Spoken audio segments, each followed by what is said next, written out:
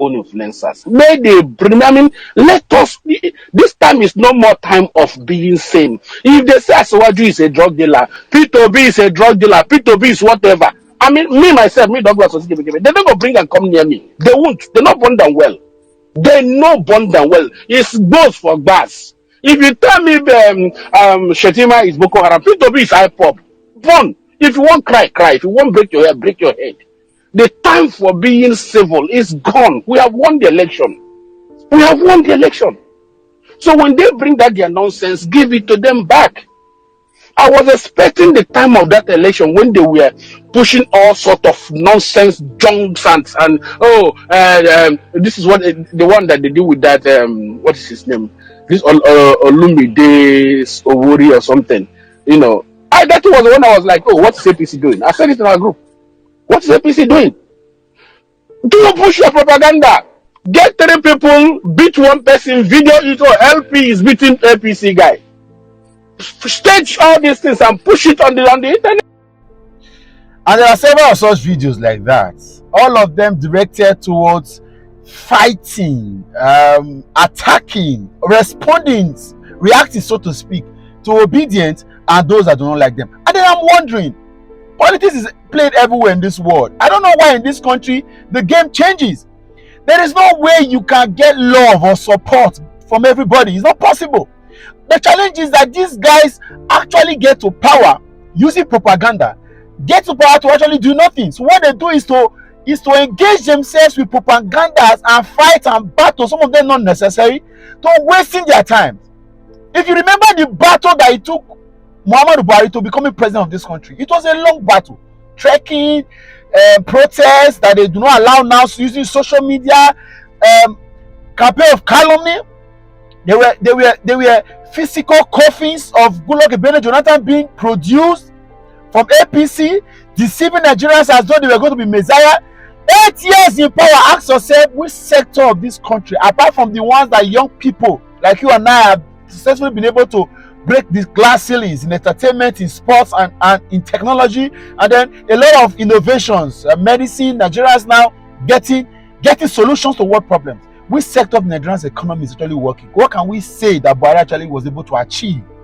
The election he would have been able to also sustain, not because the election he would have been able to sustain practical democracy by sustaining elections and ensuring that we had free and fair and credible elections. He failed woefully, took us back to the medieval era. So you see when these guys, Keyamo and all these guys, FFK and a lot of other videos are going to watch, distant time, you will realize that this is what they have. They do not have a plan. No wonder they ask their principal, what will you do with day 1? I will hit the ground running. Day 2, continue running. Day 3, I will keep running. Day 4, you go there. And that is how you go wrong. And the Bible says, "Sinner run it when no man pursue it." Ask me where they run, they go.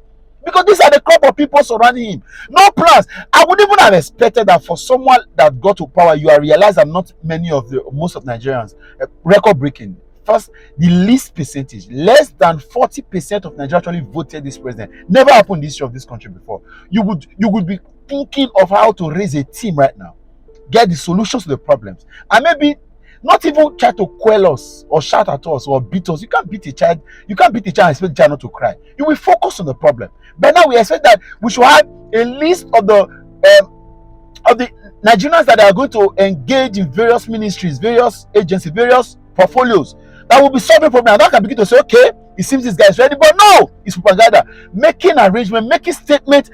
Whereas the matter is in court, your border is the fact that we don't like your president. We will never love you. To hell with Tinubu, we will never love you. If you need to use DSS to begin to fight everybody, you need to use DSS to begin to fight, use police to arrest you. I started doing it. A lot of obedience have been killed, nobody answered. Some of them have been threatened, nobody questioned. As I talk to you, 1 or 2 have been sent to prison, nobody is asking questions. That is all you want to do? Again, another 8 years propaganda. Shame on those of you supporting an evil like this. Shame. I don't like you. So what for? Are you not supposed to bother yourself more with delivering results? No. Again, all thanks to INEC. They now know that they don't need to even work to get re-elected. So in 2021, 2027, 2031 and subsequent elections, it is to buy INEC continually. Use campaign of calumny, religious and tribal politics, any politics, to sway the people.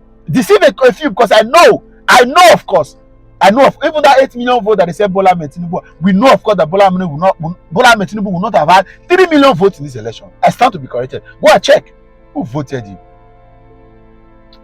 Check all these videos, watch them, and you'll be surprised how these guys have the guts to insulting our accessibility, to thinking that what we need is fight rather than solutions to the problem.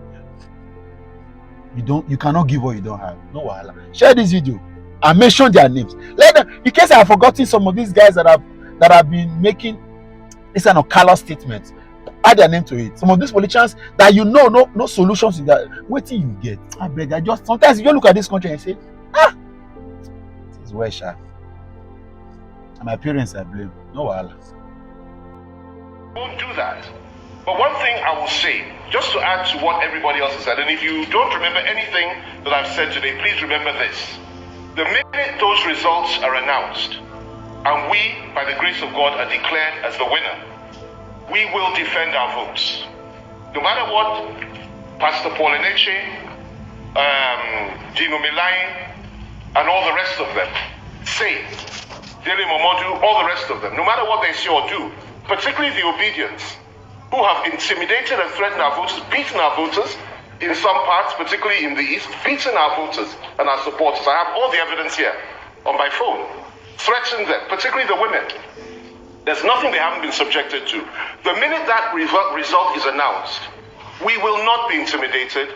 We will defend our votes. We will protect this mandate. And those that have the idea of a June 12th annulment by creating crisis because they didn't win, they should perish the thought. It will not happen under this watch, by God's grace. Did he expect, in all honesty, a man who came third was saying the confessed, did he expect in all honesty to win in areas where that message did not, go down well with people? He was telling the churches, take back your country. Take back your country from where? Now look at the heat map of the votes. Look at the Nigerian map. Pick it up and look at the heat map of his votes. He succeeded in those areas where his messages sank in about Christians take back your country. He forayed into the middle belt where Christians are predominant and ended there.